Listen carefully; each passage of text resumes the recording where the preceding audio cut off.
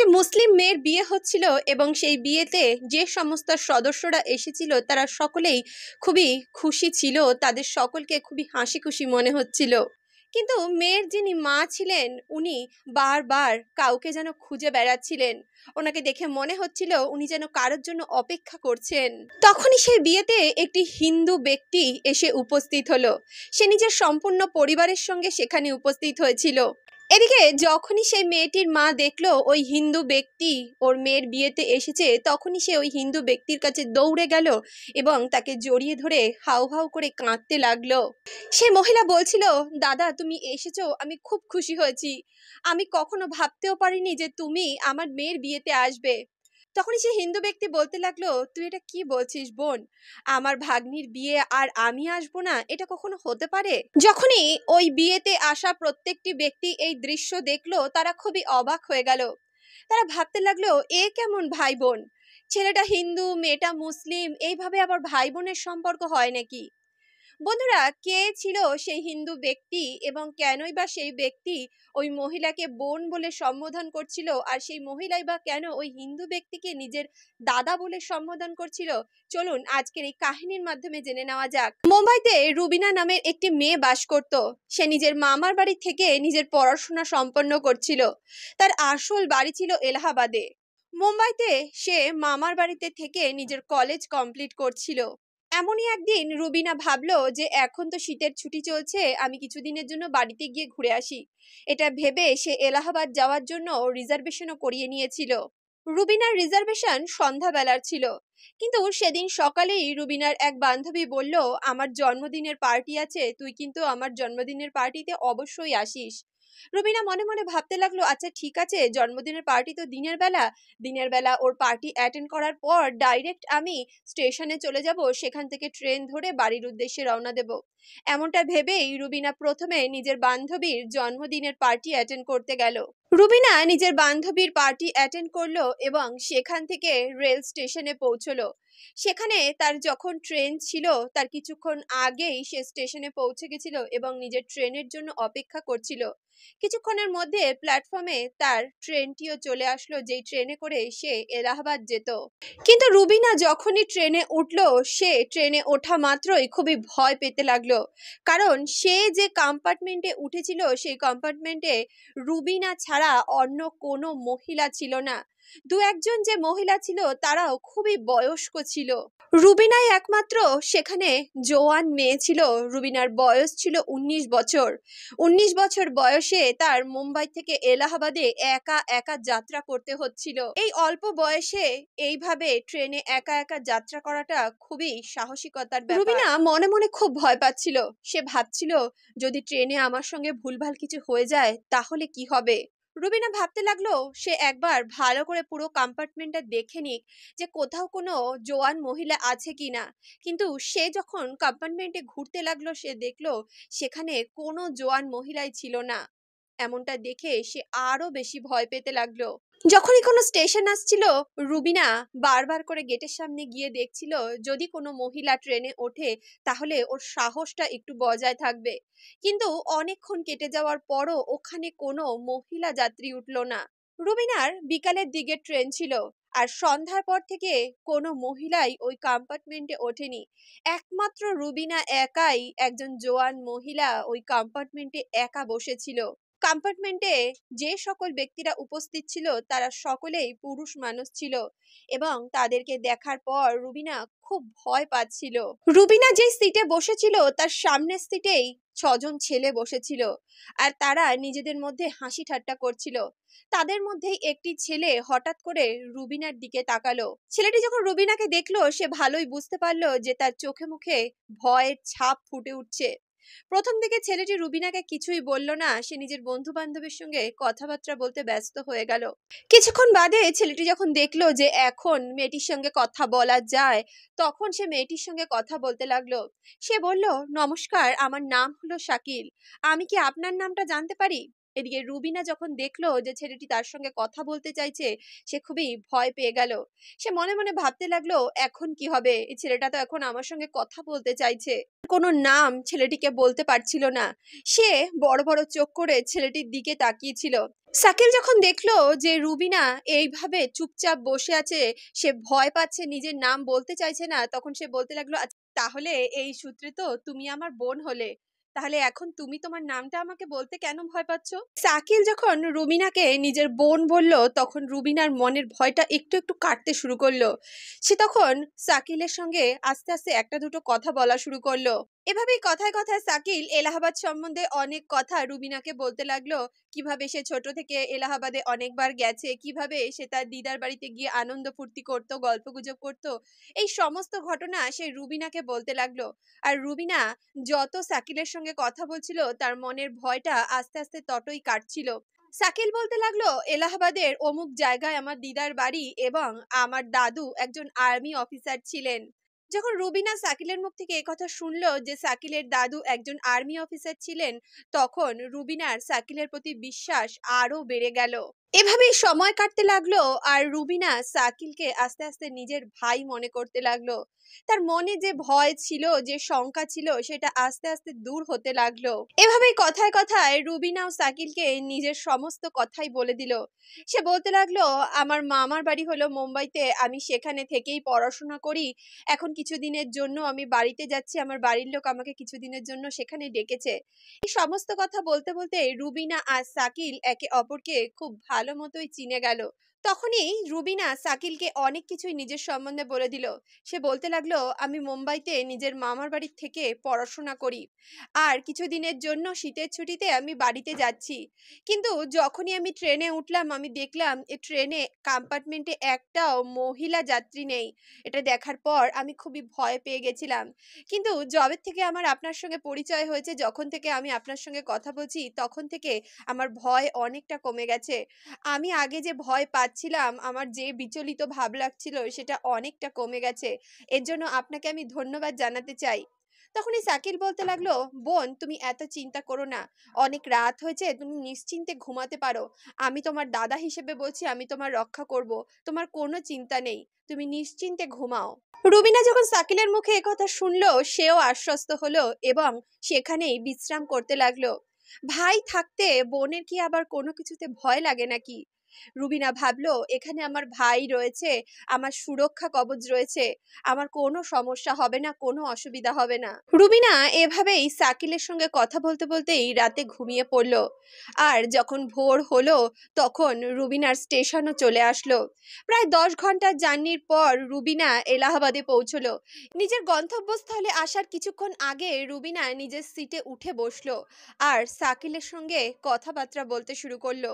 কিছুক্ষণ কথাবার্তা বলার পর রুবিনার যখন স্টেশন চলে আসলো, তখন রুবিনা স্টেশনে নামার আগে ছোট্ট চিরকুটে নিজের ঠিকানা লিখে সেই চিরকুটটি শাকিলের হাতে দিয়ে বলতে লাগলো, দাদা তুমি যখন এলাহাবাদে নিজের দিদার বাড়িতে আসবে, তখন অবশ্যই আমার সঙ্গে কন্ট্যাক্ট করো, আমার বাড়িতে এসো, আমিও আমার বাবা মার সঙ্গে তোমার দেখা করাতে চাই। যখন শাকিল রুবিনার কাছ থেকে কথা শুনলো, তখন সে মুচকি হাসতে লাগলো। তখনই রুবিনা বলল, তুমি এইভাবে হাসছো কেন? শাকিল বলল, বোন আমি তোমাকে একটা মিথ্যে কথা বলেছিলাম। আসলে রাত্রে তুমি এত ভয় পাচ্ছিলে, এত টেনশনে ছিলে, তাই আমি তোমাকে এইটা বলে সান্ত্বনা দেওয়ার চেষ্টা করেছিলাম। আমি যদি তখন তোমাকে ওই কথাটা না বলতাম, তুমি সারা রাত ভয়ে থাকতে আর তুমি নিশ্চিন্তে ঘুমাতেও পারতে না। রুবিনা বলতে লাগলো, কি কথা? শাকিল বলল, আসলে আমার এলাহাবাদে কেউই থাকে না। রুবিনা যখন শাকিলের মুখ থেকে একথা শুনলো, সে খুবই অবাক হয়ে গেল। সে মনে মনে ভাবতে লাগলো, অচেনা অচেনা এক ব্যক্তি সারা রাত আমাকে এইভাবে প্রোটেকশন দিল, আমি তার জন্য সারা রাত নিশ্চিন্তে ঘুমাতে পারলাম। কিন্তু আসলে তার সঙ্গে আমার কোনোরূপ কোনো সম্পর্কই ছিল না, যেই কারণে আমি নিজের ভয়টা কাটিয়ে উঠতে পেরেছিলাম যে এলাহাবাদে তার দিদার বাড়ি রয়েছে। আসলে তো এলাহাবাদে তার কোনো আত্মীয় স্বজনই নেই, এলাহাবাদের সঙ্গে তার কোনো সম্পর্কই নেই। তবু দেখো সেই ব্যক্তির একটা কথায় আমি কতটা আশ্বস্ত হয়েছি, সারা রাত আমি নিশ্চিন্তে ঘুমাতে পেরেছি। এমনটা ভেবেই রুবিনা সেই অ্যাড্রেসটা শাকিলকে দিল আর বলতে লাগলো, দাদা ভাই, ঠিক আছে তোমার ওখানে কোনো আত্মীয় স্বজন নেই, তবুও তুমি যদি জীবনে কখনো এলাহাবাদ যাও, এই অ্যাড্রেসে তুমি অবশ্যই কন্ট্যাক্ট করো। আমি আমার বাবা মার সঙ্গে তোমার দেখা করাতে চাই। কালকে ট্রেনে তুমি আমাকে যেভাবে রক্ষা করেছো, যেভাবে তুমি আমাকে ভয় কাটিয়েছো, সেটা অবশ্যই আমি সারা জীবন মনে রাখবো। তখনই শাকিলও নিজের পকেট থেকে একটা কার্ড বার করে রুবিনাকে দিয়ে বলল, বোন, তোমার যদি জীবনে কখনো কোনো সমস্যা হয়, তুমি এই নাম্বারে আমাকে কন্ট্যাক্ট করো। আমি তোমাকে অবশ্যই সাহায্য করব, আমার দ্বারা যতটা সম্ভব আমি ততটা সাহায্য করব। যখনই রুবিনা ওই কার্ডটা ধরলো, ওই কার্ডে যে নামটা লেখা ছিল সেই নামটা দেখে ও খুবই অবাক হয়ে গেল। সে বলতে লাগলো, ভাই, তুমি মনে হয় ভুল কার্ড আমাকে দিয়ে দিয়েছো, এখানে তো আবির নামক কোনো ব্যক্তির নাম লেখা আছে। তখনই শাকিল বলতে লাগলো, ভুল কার্ড দিনি, ওটাই আমার আসল নাম। আমার নাম আবির চৌধুরী। কথা শুনলো তখন সে আরো অবাক হয়ে গেল। একজন হিন্দু ব্যক্তি তাকে সারা রাত এইভাবে প্রোটেকশন দিয়েছিল, এইভাবে সহযোগিতা করেছিল, সাহায্য করেছিল। এটা জানার পর সে মনে মনে ভাবতে লাগলো, সত্যি এই পৃথিবীতে মানবিকতা এখনো বেঁচে আছে। এভাবেই দেখতে দেখতে রুবিনা স্টেশন চলে আসলো, আর শাকিল রুবিনাকে সমস্ত জিনিস নামাতেও সাহায্য করলো। শেষ পর্যন্ত শাকিল অর্থাৎ আবির রুবিনাকে বলতে লাগলো, বোন, তুমি এবারে নিশ্চিন্তে নিজের বাড়ির দিকে রওনা দাও। আর একটা কথা তোমাকে বলতে চাই, সব ছেলেরা কিন্তু খারাপ হয় না। ছেলেদের মধ্যে ভাই, বাবা এবং বন্ধুর সম্পর্কও থাকে। তারা কিন্তু মেয়েদেরকে শ্রদ্ধা করতে জানে, মেয়েদেরকে সম্মান করতে জানে এবং মেয়েদের রক্ষা করতে জানে। যখনই শাকিল অর্থাৎ আবির এই কথা রুবিনাকে বলল, তখন রুবিনা তার দিকে তাকিয়ে মুচকি হাসলো এবং সেখান থেকে নিজের বাড়ির পথে রওনা দিয়ে দিল। এইভাবেই দেখতে দেখতে সময় অতিবাহিত হতে লাগলো, আর সময়ের সঙ্গে সঙ্গে রুবিনার বিয়েও হয়ে গেল এবং তার ফুটফুটে দুটো কন্যা সন্তানও হলো। রুবিনার দুটি মেয়ে হওয়ার পর সে আর সন্তানাদি নেয়নি। সে নিজের দুই মেয়েকে নিয়েই সুখে শান্তিতে নিজের জীবন কাটাচ্ছিল। রুবিনার বিয়ে তার বাবা মা এবং মামা বাড়ির লোকেরা তার বিয়ে মুম্বাইতেই করিয়েছিল এবং মুম্বাইতেই সে নিজের স্বামী সন্তানের সঙ্গে সুখে শান্তিতে ঘর করছিল। সে কখনো এটা ভোলেনি একজন হিন্দু ছেলে ভাই হয়ে তাকে সেদিন রাত্রে সাহায্য করেছিল, তার রক্ষা করেছিল। এভাবেই দেখতে দেখতে সময় কাটতে লাগলো, আর সময়ের সঙ্গে সঙ্গে রুবিনারও বয়স হয়ে গেল। রুবিনার বড় মেয়ে বিবাহযোগ্যা হয়ে গেল। রুবিনা তখন নিজের বড় মেয়ের জন্য একটি ভালো পরিবারের ছেলে খুঁজতে লাগলো। কিছুদিন এইভাবেই খোঁজার পর রুবিনা একটি ভালো ছেলে পেয়েও গেল এবং সে নিজের বড় মেয়ের সঙ্গে সেই ছেলেটির বিয়ে ঠিক করে দিল। কিন্তু বিয়ের মুহূর্ত, বিয়ের দিন যতই এগিয়ে আসছিল, রুবিনা নিজের ভাইয়ের কথা ততই মনে পড়ছিল। কারণ কিছুদিন আগেই রুবিনা একটি দুর্ঘটনায় নিজের ভাইকে হারিয়েছিল। রুবিনার খুবই ইচ্ছা ছিল মেয়ের বিয়েতে যেন তার মামা তার সমস্ত দায়িত্ব কর্তব্য পালন করুক। মেয়ের বিয়েতে মামার একটা দায়িত্ব হয়, মামার একটা কর্তব্য হয়। সেই কর্তব্য পালন করার জন্য রুবিনা নিজের ভাইকেই চাইতো। কিন্তু কিছুদিন আগে তার ভাইয়ের মৃত্যুতে রুবিনা খুবই ভেঙে পড়েছিল। তার মনে হচ্ছিল, যদি আমার ভাইটা এখন বেঁচে থাকতো তাহলে আমার মেয়ের বিয়েতে ও মামার সমস্ত কর্তব্য পালন করতে পারতো। রুবিনার ভাইয়ের ছেলেমেয়েরা অবশ্যই ছিল বিয়েতে, তারা উপস্থিত ছিল, কিন্তু রুবিনার ভাই যেহেতু সেখানে উপস্থিত ছিল না, তার সেই বিষয়টা খুবই খারাপ লাগছিল। এদিকে বিয়ের দিন যতই সামনে আসতে লাগলো, রুবিনা তার মেয়েকে নিয়ে বিভিন্ন রকমের মার্কেটিং এ ব্যস্ত হয়ে পড়লো। এমনই একদিন রুবিনার মেয়ের কসমেটিক্স এর মার্কেটিং এর জন্য রুবিনা মুম্বাইয়েরই বিভিন্ন দোকানে দোকানে ঘুরে বেড়াতে লাগলো। এভাবেই মার্কেটিং করতে করতেই রুবিনা হঠাৎ করে আবিরের সেই দোকানে গিয়ে উপস্থিত হলো। দোকানটি দেখা মাত্রই রুবিনার হঠাৎ করে কিছু একটা মনে পড়ে গেল, কারণ দোকানটির অ্যাড্রেস রুবিনার খুবই চেনা চেনা লাগছিল। কিন্তু রুবিনা এটা মনে করতে পারছিল না যে এই ঠিকানা সে কোথায় দেখেছে। কারণ যখন আবির তাকে স্টেশনে আসার সময় কার্ডটা দিয়েছিল, বাড়িতে আসার সময় হঠাৎ করেই কোনো একটি কারণে রুবিনার হাত থেকে ওই কার্ডটি পড়ে গেছিল, আর রুবিনা তারপরে ওই কার্ডটি কখনোই খুঁজে পায়নি। রুবিনা এটা তো জানতো যে আবির মুম্বাইতেই থাকে, মুম্বাইতেই তাদের একটি দোকান রয়েছে, কিন্তু সেটা যে এই দোকানটা এটা রুবিনা জানতো না।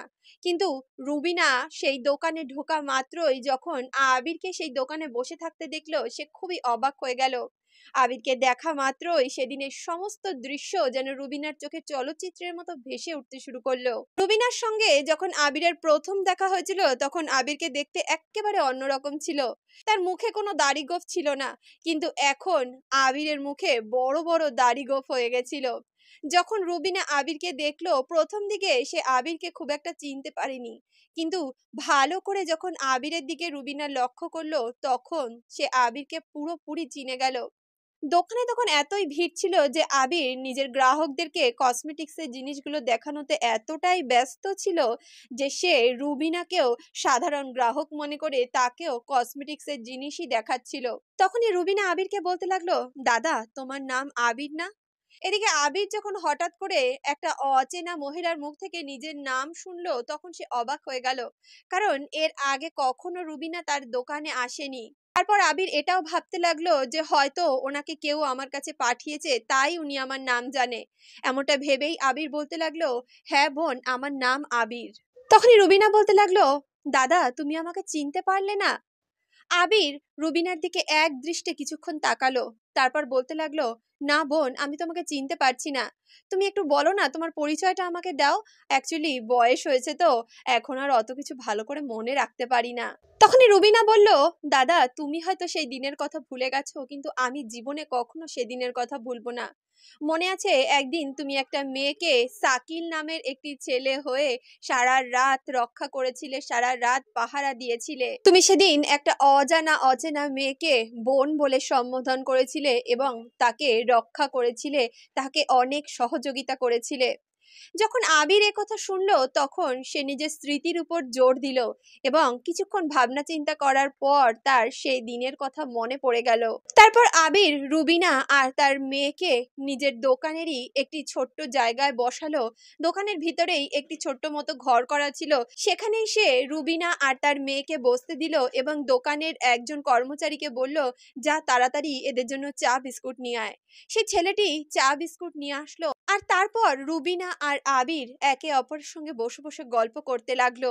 তখনই আবির রুবিনাকে বলতে লাগলো, বোন, তুমি যদি আমাকে এতদিন অবধি মনে রেখে থাকো তাহলে এতদিনের মধ্যে একবারও আমার সঙ্গে কেন যোগাযোগ করলে না? রুবিনা বলতে লাগলো, দাদা তুমি আমাকে যে কার্ডটা দিয়েছিলে ওই কার্ডটা বাড়িতে আসতে আসতেই সেদিন স্টেশনে মনে হয় কোথাও পড়ে গেছিল। তারপর থেকে আমি তোমাকে অনেক খোঁজার চেষ্টা করেছিলাম, কিন্তু আমি তোমাকে কোথাও খুঁজে পাইনি। এরপর তো দেখো আমার বিয়েটা হয়ে গেল, তারপর আমি নিজের জীবনে এত ব্যস্ত হয়ে গেলাম যে এই সমস্ত কিছুর কোনো সময়ই পেলাম না। কিন্তু আজ যখন আমি তোমাকে দেখলাম আমার সেদিনের সমস্ত কথা মনে পড়ে গেল। আমার মনে পড়ে গেল সেদিন কিভাবে তুমি আমাকে একজন ভাই হয়ে সান্ত্বনা দিয়েছিলে, সারা রাত আমাকে রক্ষা করেছিলে। এই সমস্ত কথা বলার পর রুবিনা আবিরকে নিজের মেয়ের বিয়েতে নিমন্ত্রণ করলো। সে বলতে লাগলো, দাদা কিছুদিন পরেই আমার মেয়ের বিয়ে, তুমি তোমার সমস্ত পরিবারের সঙ্গে আমার মেয়ের বিয়েতে আসবে। তখনই আবির বলল, অবশ্যই আসবো, আমার ভাগ্নির বিয়ে আমি না আসলে হয়? কিছুদিন পর যখন রুবিনার মেয়ের বিয়ে হলো তখন আবির নিজের সমস্ত পরিবারের সঙ্গে রুবিনার মেয়ের বিয়েতে উপস্থিত হলো। সেখানে উপস্থিত প্রত্যেকটি ব্যক্তি এই দৃশ্য দেখে অবাক হয়ে গেছিল। সে বিয়েতে যে সকল ব্যক্তিরা উপস্থিত ছিল তারা সকলেই আবিরের সম্পর্ক সম্বন্ধে জানতে চাইছিল। তারা জানতে চাইছিল একজন হিন্দু ব্যক্তিকে এইভাবে জড়িয়ে ধরে কাঁদছে আর ভাই ভাই বলছে। তখনই তো এই বিষয়টা সবার জানা উচিত, সবাইকে এই বিষয়টা তার বলতে হবে। এমনটা ভেবে সে বিয়ের মণ্ডপে যে স্টেজ করা হয়েছিল সেই স্টেজে উঠল এবং সেই দিনকার সেই রাতের সমস্ত ঘটনা সকলকে জানালো। সকলে যখন একথা শুনলো তখন তারা আবিরকে অনেক ধন্যবাদ দিল, আবিরের অনেক প্রশংসা করলো। পরবর্তীকালে আবির আর রুবিনা একে অপরের টাচে ছিল এবং যখনই রুবিনার বাড়িতে কোনো অনুষ্ঠান হতো তারা আবিরকে আমন্ত্রিত করত, আর আবিরের বাড়িতে যখনই কোনো অনুষ্ঠান হতো তারা রুবিনাকে আমন্ত্রিত করত। এইভাবেই তারা দুজনে সারা জীবন ভাই বোনের সম্পর্ককে বজায় রেখেছিল। তাহলে বন্ধুরা আজকের এই কাহিনী, আজকের এই প্রসঙ্গ আপনাদের কেমন লাগলো কমেন্ট বক্সে অবশ্যই লিখে জানাবেন। ভিডিওটি ভালো লাগলে অবশ্যই ভিডিওটিতে একটি লাইক করুন, বন্ধু বান্ধব আত্মীয় পরিজনের সঙ্গে সঙ্গে ভিডিওটি শেয়ার করুন। আপনারা যদি আমাকে আমার ফেসবুক পেজে ফলো করতে চান, তাহলে আমি আমার ফেসবুক পেজের লিংক ডেসক্রিপশন বক্সে দিয়ে রেখেছি। আপনারা সেখান থেকে আমাকে ফলো করতে পারেন। বন্ধুরা, এই সকল কাহিনীগুলি বলার উদ্দেশ্য আপনাদের কষ্ট দেওয়া অথবা আপনাদের মনে ব্যথা দেওয়া নয়। এই কাহিনীগুলি বলার উদ্দেশ্য হলো সমাজে একটি সঠিক বার্তা পৌঁছে দেওয়া।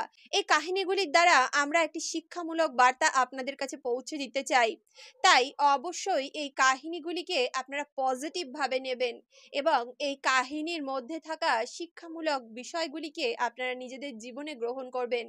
দেখা হচ্ছে নেক্সট ভিডিওতে। ততক্ষণের জন্য সুস্থ থাকুন, ভালো থাকুন।